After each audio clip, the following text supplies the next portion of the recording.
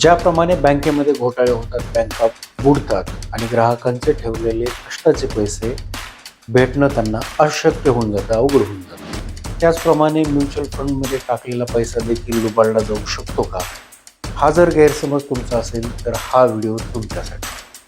तुमच्या माहितीस्तव mutual fund भारतामध्ये 1965 पासून कार्यरत आहे.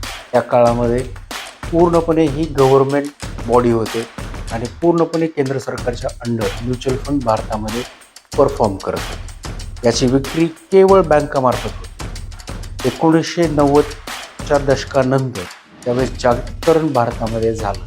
त्यावेळेस याच्यामध्ये खाजगी कंपन्यांना देखील भारतीय सरकारने प्रवेश करण्यास परवानगी दिली.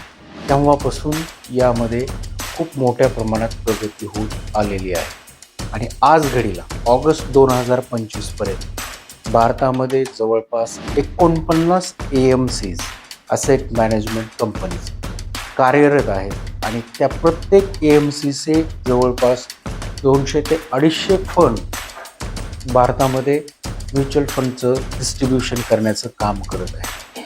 आता 1965 ते 2025 या कालखंडामध्ये तुम्ही गुगल करून बघा, एक तरी म्युच्युअल फंड कंपनी बुडाली आहे, एक तरी म्युच्युअल फंडमध्ये टाकलेले पैसे ग्राहकांचे लुबाडले गेले आहे, अशी एक सिंगल जरी केस तुम्हाला आढळून आली तर आमच्याकडून तुम्हाला एक बक्षीस दिले जाईल.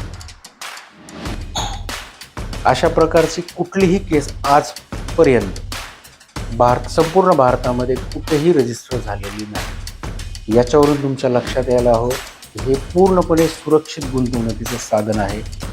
यामध्ये गुंतवणूक करण्यासाठी केंद्र सरकारने सेबीच्या अंडर AMFI म्हणून एक संस्था, स्वतंत्र बॉडी ऑर्गनाईज केलेली आहे.